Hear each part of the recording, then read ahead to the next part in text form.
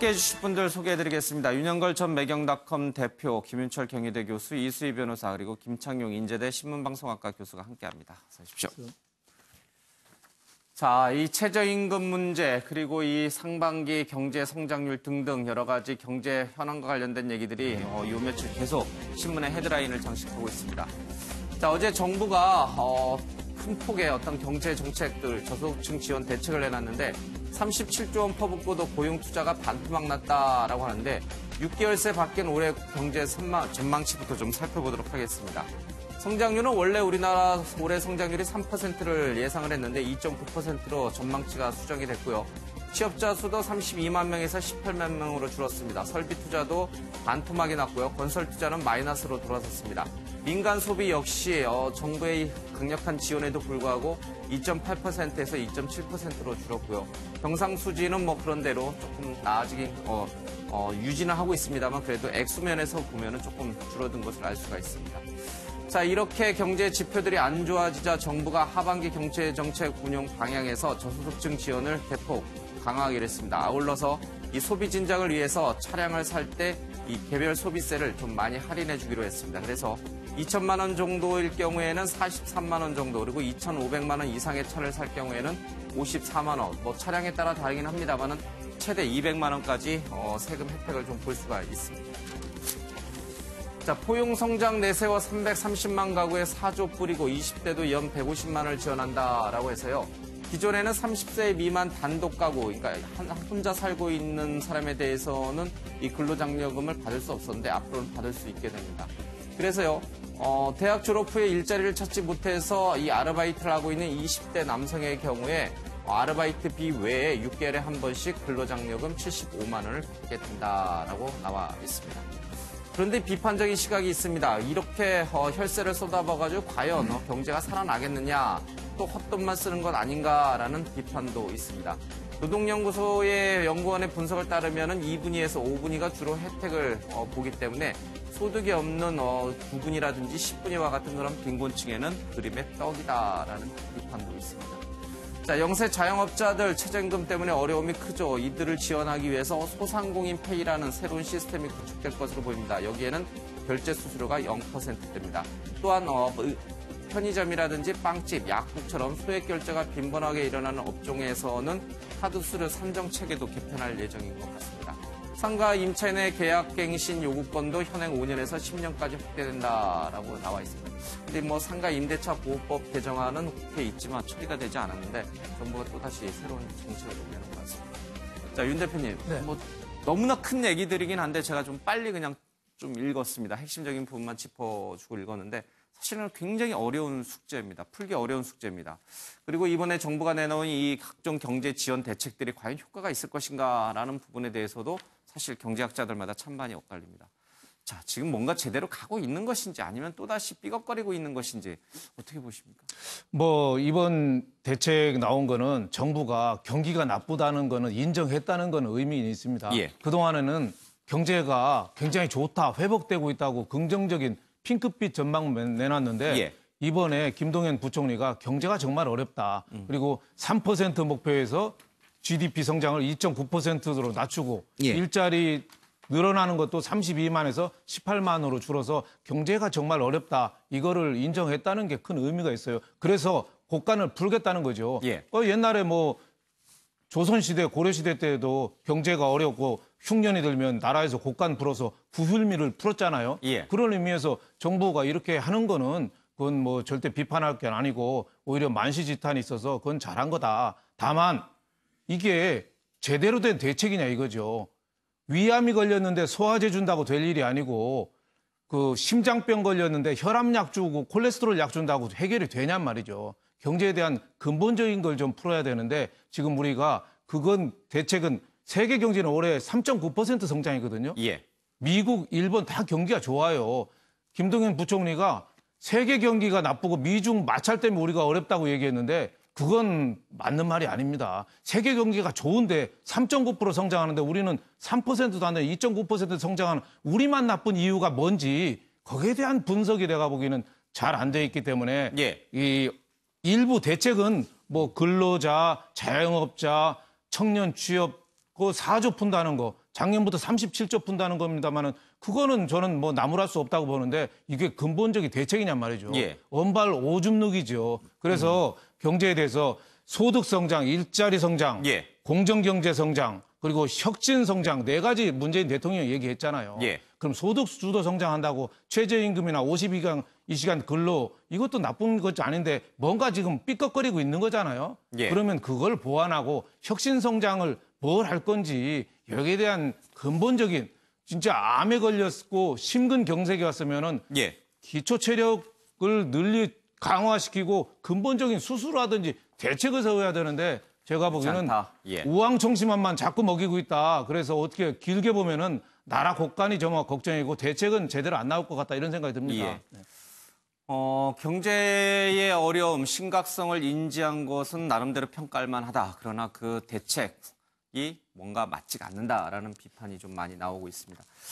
실제로 앞서 잠깐 얘기했습니다만 노동연구원의 분석을 보면은 이번에 이렇게 근로장려금 지원이라든지 하는 그런 혜택이 이 채빈곤층인 1분위 해당되는 사람이 6.1%밖에 되지 않습니다. 그러니까 이들에게는 그렇게 크게 도움이 되지 않는다라는 얘기죠. 보통 2분위에서 5분위가 주로 혜택을 본다라고 하는 얘기가 나와 있습니다. 김동연 경제부총리의 얘기를 좀 들어보도록 하겠습니다. 작년 3.1% 성장에 이어 금년에도 당초 3% 성장을 전망했습니다만 이번에 2.9%로 하향 조정합니다.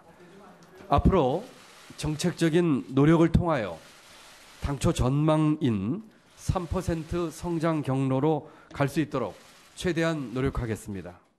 끝으로 대내외 불확실성 확대에 대응하여 거시경제 활력 제고 노력을 강화해 나가겠습니다. 내일 7월 19일입니다. 부터는 승용차 구입에 대한 개별 소비세를 금년 말까지 30% 인하하겠습니다.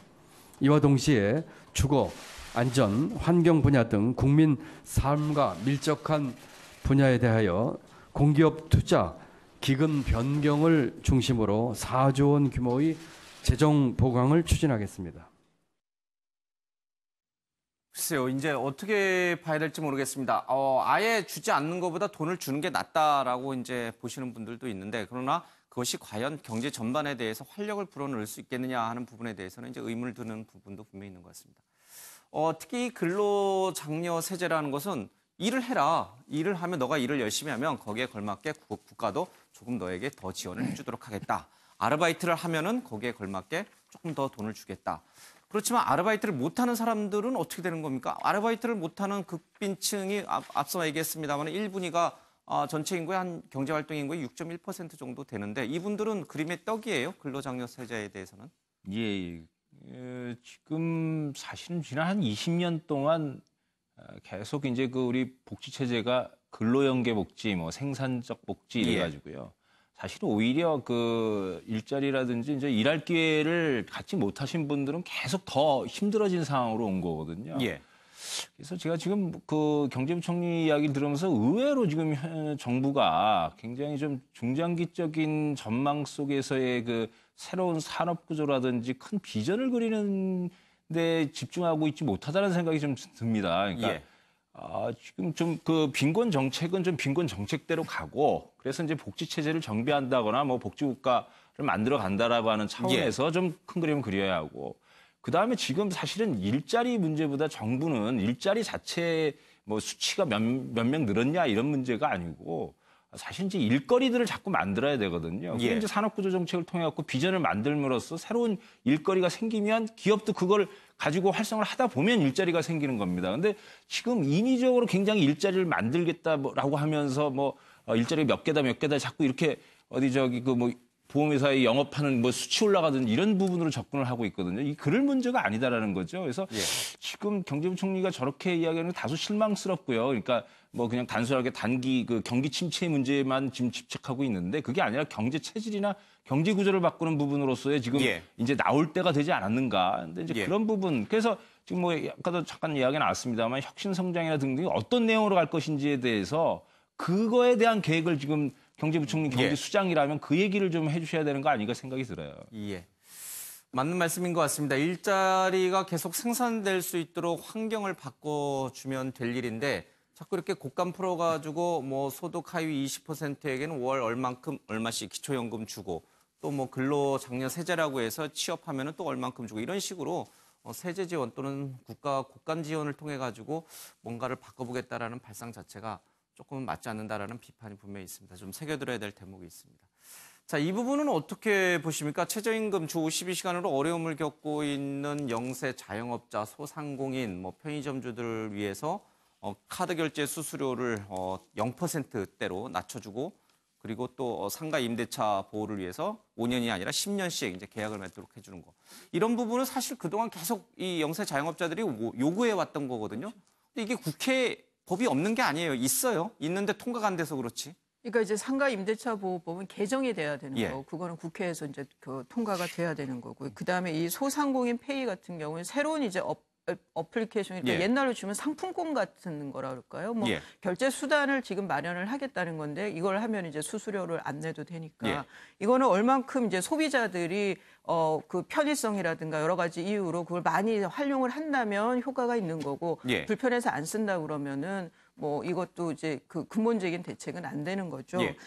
근데 이제 말씀하신 대로 아까 조금 얘기를 제가 덧붙이면 소득 주도 성장은 성장 정책이 아니라는 게 지금 드러난 거 밝혀진 게 아니냐. 그렇다 그러면은 말씀하신 대로 제대로 된 성장 정책을 내놔야 된다는 거죠. 그거는 결국은 미래 먹거리 산업에 대한 청사진도 제시를 예. 해야 되고 물론 기업들이 자구책을 마련해야 되지만 정부가 주도하는 면도 분명히 필요하니까요. 예. 그런데 이 지금 그 김동연 부총리 얘기도 뭐 말은 굉장히 좀 어렵기는 한데 예. 결국 보면은 대책이 없는 것 같아요. 중장기에 대해서 예. 말씀하신 대로. 그러다 보니까 그 많은 분들이 경제 전망에 대해서 긍정적으로 생각을 안 하고 부정적으로 생각하니까 더 지갑을 닫을 수밖에 없고 경제는 예. 결국 심리니까 여러 가지로 지금 어렵기는 하는데 또 체질 개선이라고 하는 것이 결국 또 공정거래위에서 좀 대기업 재벌도 좀 때리는 채찍을 휘두르는 예. 방식으로 되니까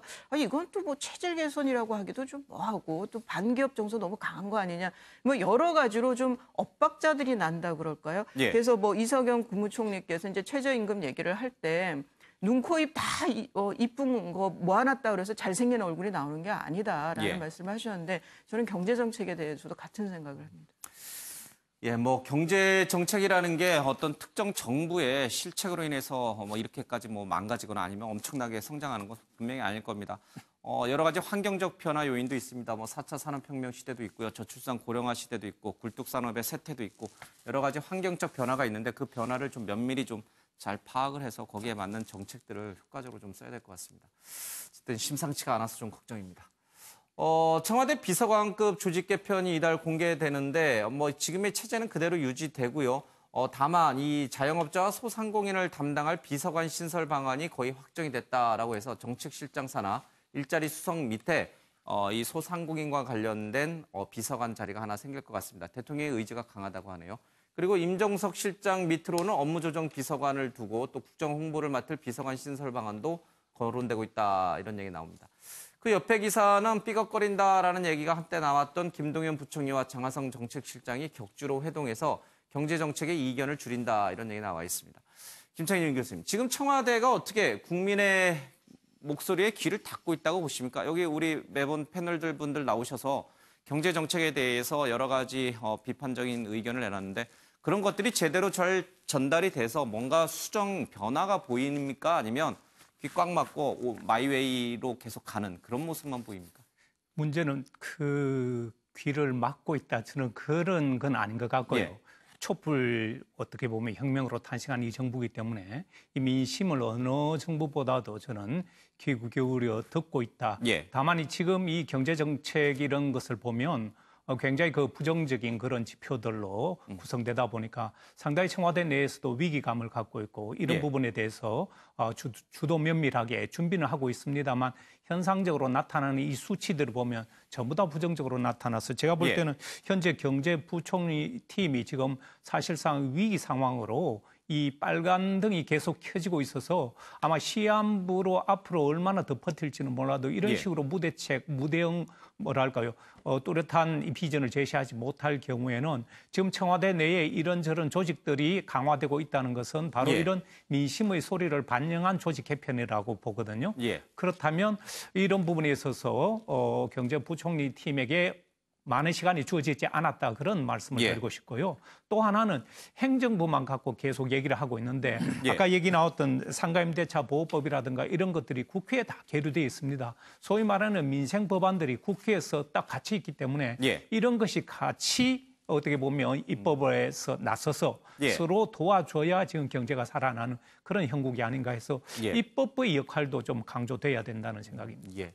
그나마 다행인 것은 지금 청와대라든지 정부의 강요들이 국민의 목소리 또 여기 나오는 이제 전문가들 패널들의 목소리에 귀를 기울이고 있다. 그 부분은 확실하다.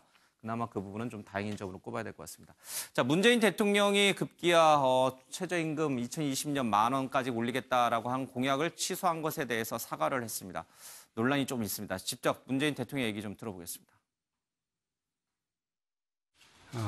최저임금위원회의 결정으로 2020년까지 최저임금 1만 원을 이룬다는 목표는 사실상 어려워졌습니다.